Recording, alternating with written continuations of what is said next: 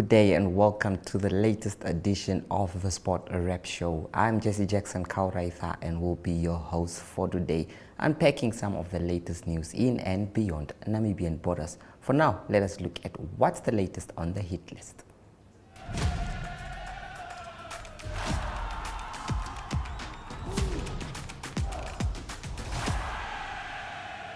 And today on the hit list, we dive right into mixed martial arts, where Jomo Uremena has embarked on a journey to ensure that his son Baghdad Banguraye Munjwa has the opportunity to pursue his mixed martial arts dreams, launching a campaign to secure sponsorship for him. Munjwa, a promising 20-year-old, has found it challenging to obtain the sponsorships necessary to compete in international events. He currently competes in the IMMAF Amateur Mixed Martial Arts discipline at the Hybrid Fitness Center and under the Sosa Mixed Martial Arts Namibia Federation, guided by his coach and mentor Carlos Sosa.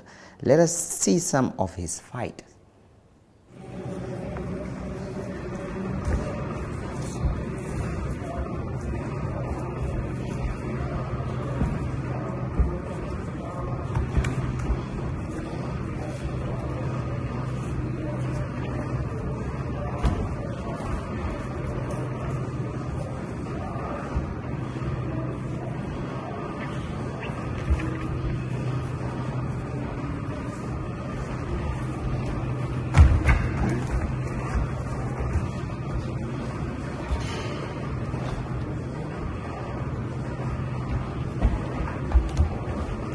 Hooks. Other hook in.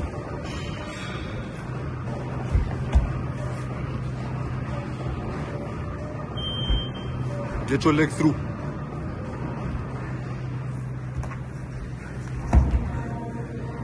Get your left leg through, Bachis.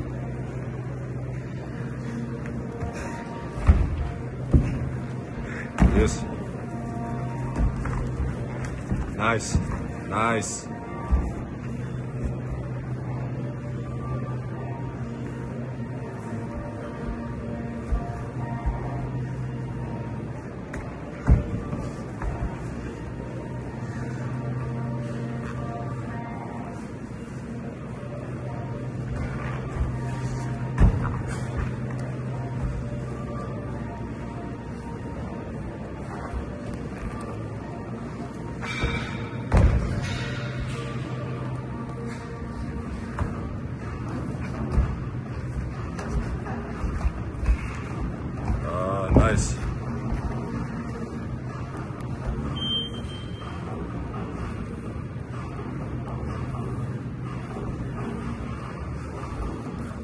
You can also read that story about Baghdad that is in tomorrow's Sports Rep newspaper insert, where the story about the father is actually published today on page 3, so do not miss that one for the world.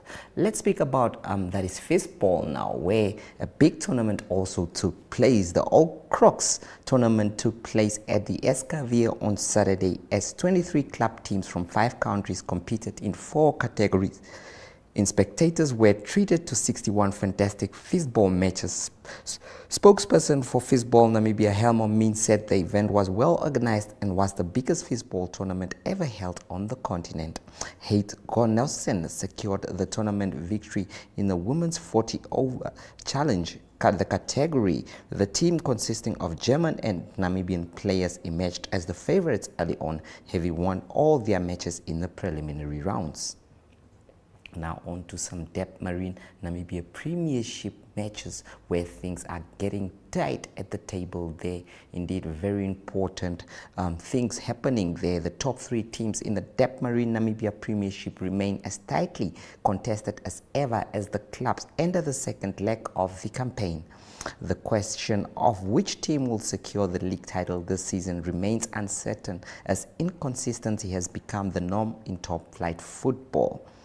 Ongos FC currently holds a marginal lead at the top of the table, while Commerce Nampol and African Stars remain within touching distance of the leaders. Ongos FC currently has 30 points, with Commerce Nampol and African Stars trailing just behind on 29 points. Young African FC sits fourth with 27 points. Coaches are refusing to rest on their laurels, emphasizing the importance of staying in the title race for as long as possible. Komaznampo FC coach Fortune Ahab said his team would not become complacent despite being in the top 3. That goes to Ongos FC assistant coach Ephraim Shihonga as well.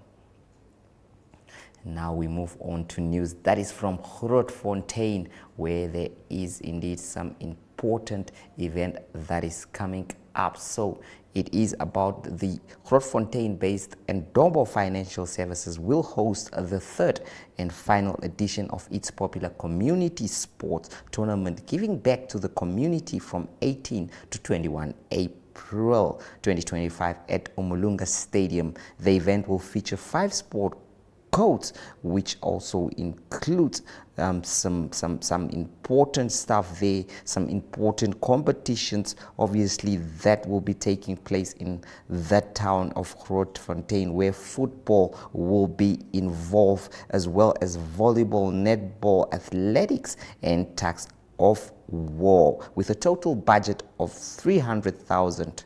The tournament, which has grown in scope and popularity since its inception in 2023, is free to enter for both participants and spectators. It remains focused on uplifting the local Grootfontein with community, with all competing teams and athletes drawn exclusively from the district. Let us hear from the people of Grootfontein about the event. Enjoy. Why football? Football is what I eat, it's what I sleep. Football is my everything. I love football. You know, growing up, I watched the likes of Jesse Gray, you understand, the likes of Quentin Quera, you know, in Grootfontein, the locals. That's why I chose football. That's why I chose coaching. It's because I have the passion for coaching and I love the ball, you understand. I love seeing boys playing whatever I implement to them, you understand, whatever we train at the playing ground. So football is everything to me. It means a lot to me. Okay. Ndombo Financial Services, while others follow, we lead. The Ndombo tournament, come. English? Yes. Africans also is fine. He's one of the players that once won the tournament. Yeah. So what do you think about the tournament? The coming one or the previous one? Everything together. Everything together. It's one. Oh no, for the coming one, we are ready for it. The previous one, we unlucky. But Dynamos is going to win the tournament. Nice one.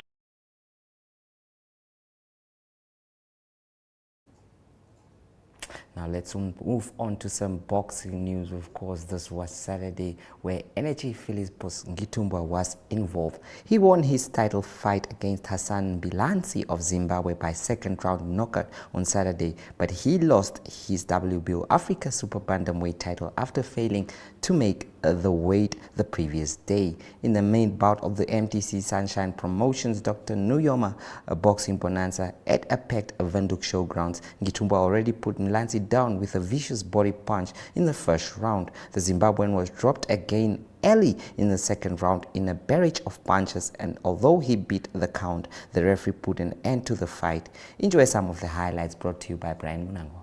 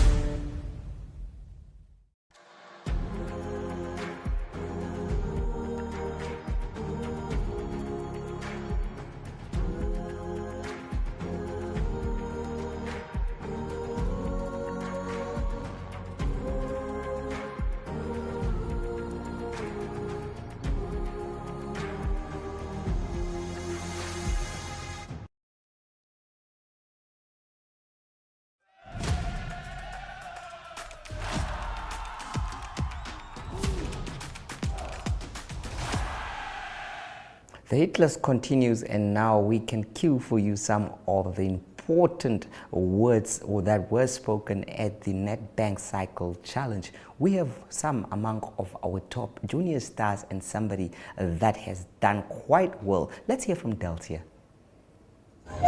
Okay, cool. So I'm joined by Deltia Jansen van Vieren. Deltia, I did the 20Ks. I hope you're proud of me. I am very proud. I took your tips into consideration. I kept the same pace. Almost gave up, but I didn't, so I pushed to the end. Okay, but let's talk about you. Yesterday, the Rock and Rat series, you did a great job. One day, just tell me how was that yesterday, and then tell me how did you get ready for today already with the 100Ks, and how did you feel with the 100Ks? So yesterday, I could definitely feel my legs from yesterday. Yesterday was a proper race. I won my race, I think about like by a minute and a half, and then I also caught the elites that started 2 minutes ahead of me. So yeah, I think it was proper racing yesterday. Put on some proper watts. And then there wasn't really any prep for yesterday. We went like go-karting last night, so my back was a little bit sore. And yeah, then just like rolled my legs out a little bit, stretched last night. And then this morning, yeah, I was like, if I drop on matches, I drop. And then hopefully a bunch catches me and I can work with them. And Anri tried to attack going out matchless, but I closed the gap. And then she went again and no one wanted to go. I was like, come on, like she can't get away that easily. And then yeah, I closed the gap. But then she managed to pull away again and my legs were just like, not today. And then we were a bunch of about, I think, 6 or 7. And then we worked together up until the last climb, like 5Ks before the finish. And then when they attacked, I was just like, nope. So yeah, it was a tough 100 kilometers, especially. And like the endurance as well, it's far. But yeah, I think I came 8th. So yeah, I'm pretty proud of, especially after yesterday. Definitely, I agree with you. You should be proud. 8th is not too bad at all, considering that you caught up with the elites that started 2 minutes ahead of you. What was going through your head when you caught up with the elites? So actually, I was doing 4 laps and the elites were doing 5 laps yesterday, and so I already knew like, okay, Lillian might like slow down a little bit. And then on the first lap, I had like about 20-second gap, and then on the second lap, I had a minute and a half gap. So I made that gap up quite easily or quite fast. And then on the third lap, my mom told me I'm 25 seconds behind the elite women. And I went, and then after the first downhill, it was 20 seconds. And then up the second climb and then going down the downhill, I could start seeing her. And then once I saw her, I was like, okay, now like I can see you and I've got you now. And then before I finished my third lap, I already caught up to her and pulled a bit of a gap. And then yeah, on the last lap, I just kept it consistent. Yeah. Well, that's why you're great, and that's why we love you so much. Well, congratulations. Thank you. And we'll see you at the next one. Thank you. Sticking to the Nedbank Cycle Challenge, of course, the ever-impressive Driekus Coetzee won the Nedbank Cycle Challenge 100-kilometer road race on Sunday morning, retaining the title he won in 2023 before last year's event was cancelled. On Sunday, Coetzee finished just ahead of his teammate Tiens van der Westhuizen, the 20-year-old who continues to develop into more competitive cyclist. It was a clean sweep of the elite men's podium of Team Holland, with Coetzee and van der Westhuizen joined by Jacques Hanekom, who won the sprint for the 3rd place finish. Let us watch the interview. Yeah, it was perfect conditions today, and actually also a perfect ride. And then sort of there was a dull moment just before 2 kilometers before the turn off, and that's when I took my chance. And then I just went full gas. I knew Tiens was up the road. I knew if I get to him, we can work well together and probably try and stay together. And then we climbed really well up matchless. Coming down to the turnaround point at Brakwater North, I pushed the pace extremely high just to open the gap. We had a 1 minute 50 gap on top of matchless. At the bottom we had 4 minutes. At the turnaround at Brakwater North, we kept it. We had 4 minutes as well. And then from there on, I just keep on pushing right till the end. Must say a huge ride from Tiens today. It was extremely strong. Luckily we're teammates. So yeah, and I'm also very fortunate to defend the title. Although I would have loved to have Tiens winning his first title, but I'm sure that will come very, very soon, and you'll see him on many podiums to come. So, but for me now today, I'm lucky just to defend, lucky to have a trustworthy teammate in him, and also the rest of the team rode exceptionally well today. We came here with a mission to have as many as possible Holland riders in the top 10. And hopefully it worked out well because last year we had a clean sweep on the last weekend at the Winter Pelpa. We had a clean sweep on the podium. So let's see if we can repeat that today. But yeah, from my side, it was like the Logan says, the greatest ride under the sun. We had sunny weather after the beautiful rain and everything. Today was a perfect day, not too much wind. So perfect conditions for riding, and then just once again, I would just like to congratulate Tiens for an exceptional ride today. It was fun. We didn't expect to break away that early. Really didn't plan to go at almost like a 12 Ks to break for 100 Ks. Basically, I had a solo break for the first 20 Ks till Jikas caught me. Just pushed the pace. I knew he was coming. It's always like that. He always comes. And then I pushed it, and then he came, and we joined. And I was like, yeah, now I'm just going to stick, and hopefully I stick the whole way. And I did. I felt great. Jikas had a great ride, helped a bit in the front, and pushed it all the way till the end. Fun ride. And Tiens, you're one of our younger upcoming riders, coming second today. Do you think you'll win next time? I hope I will win next time. But yeah, Jikas asked me, and I said, we're a team. There's no need to sprint a teammate. If he can take the win defending champ, he can keep it. There's no need for me to do a full-on sprint and win him. We both get the bonus from Holland. And I must say, Holland helps us a lot. They made this possible for me, getting me an entry and giving me the moment. And hopefully in the next couple of years we can take it further with Holland.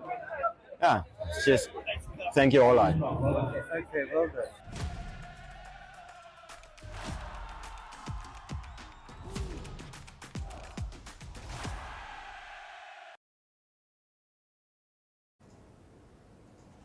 Now on the spotlight, where we focus on some of the latest happenings. Today, the Deputy Minister of Sports, Honorable Dino Balati, was the guest of honor when Cricket Namibia unveiled its high-performance hub a few days ago. This development of a world-class infrastructure is a significant step forward for not just cricket in Namibia, but will also benefit the athletes of various other sport codes.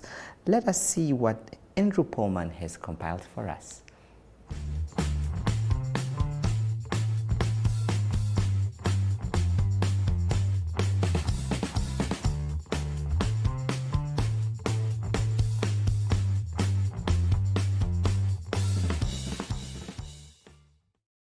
Hi, good day. Good day, my name is Effort Loopsha. So I'm the head biokineticist as well as the manager of the HP Hub run by Cricket Namibia. And yeah, I want to show you around what the facility looks like. So we're still busy with some finishing touches, but you'll get a good idea. So this area is more for free weights. It's our squat racks, all the rings set up here. On that side, there will be more floor exercises in the back. A few things that still need to get put up: TRXs, big boards, battle ropes need to be fixed, but that's all part of the gym. This side, a little bit more free weights, and then on this side, you'll have the cardio section. So, world-class equipment, great facility, and also we have the opportunity to use the fields outside. So we've got two fields, and that will make this facility definitely unique. And we're catering for the casual gym goer, but also our focus will be on developing high-performance athletes in Namibia, not just cricket players, but from different sporting codes and various age groups. So from the young kids, aspiring athletes, to already senior athletes. So we'll definitely look to improve their physical performance and hopefully improve their results on the field. So that's our main goal with the HPR, and we're super excited to get it up and running. Like I say, last finishing touches, but but we're almost there. So look forward to seeing you here.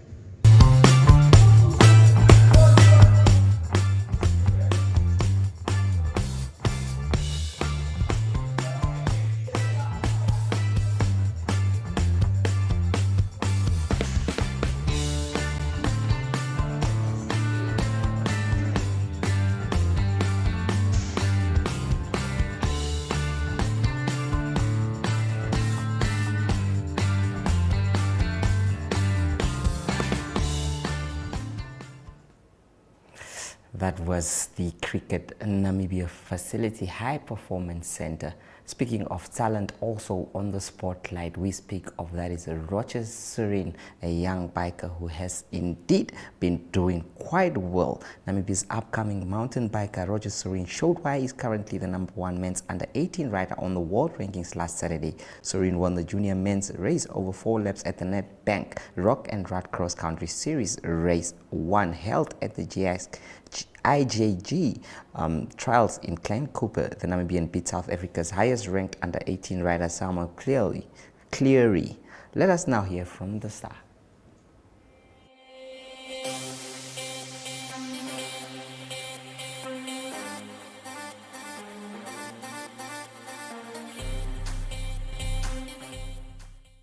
Roger, so just tell us about the track. How did you find the track? Yeah, no, so the track is obviously, I love this track. It's very explosive, it suits me very well. And yeah, it's my home ground, which gave me a bit of an advantage. So yeah, this track's awesome. Okay, and now that you are #1 on the UCI rankings, how does that make you feel? Yeah, so UCI ranking is one thing. It's points, it depends on what races you do. Some of the best guys don't do the same races as you. So it doesn't mean you're the best rider in the world, but definitely gives you an indication of that you're at the top. So I think it gave me a bit of a boost, but yeah. Okay. And that was Roger Serene.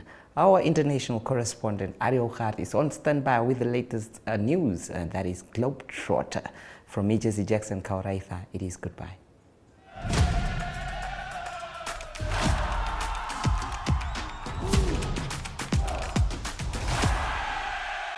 Good day everyone, time for international sports news, and starting off with tennis news first. It's Barcelona Open. It continues on the clay surface that's leading up to the French Open later this year in Paris, and it is the Barcelona Open round of 32. It is the 4th seed Andre Rublev that beat Jesper de Jonge of the Netherlands 6-1, 6-3.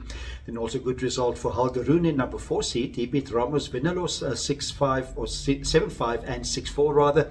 And then Sebastian Korda from the United States, he played well on clay as well, beating Milo Andrali 3-6, 6-3 and 6-2, also to advance to the next round. And the #1 seed in the tournament that will be in action on Wednesday is Carlos Alcaraz. Number 2 seed is Casper Ruud rather, and then Stefanos Tsitsipas, he's number 3 seed in the Barcelona Open.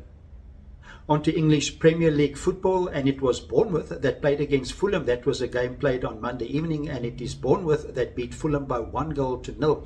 Important game this, and both of them fighting for top 8 position. Important for European football in the English Premier League. 6 games to go still in the Premier League, and it's a fight for number 8. And with Bournemouth winning, they now in number 8 position. They've got 48 league points after 32 games, and it is Fulham also on 48 points after 32 games. Only on goal differences are they in 9th position. So what's happening this coming weekend, it is Bournemouth. They've got an away game against Crystal Palace. That's on Saturday. And then it is Fulham. They're at home against Chelsea. Also a tough game for them. So tough game for both of these teams. To close off today's international sports news, it is golf news. It is world rankings that came out after the Masters was completed. Rory McIlroy winning the Masters, but that wasn't enough for him to be the world #1. It is still Scotty Scheffler that is world #1. He is from the United States, and it is Rory McIlroy still in 2nd position on the current, the newest world rankings.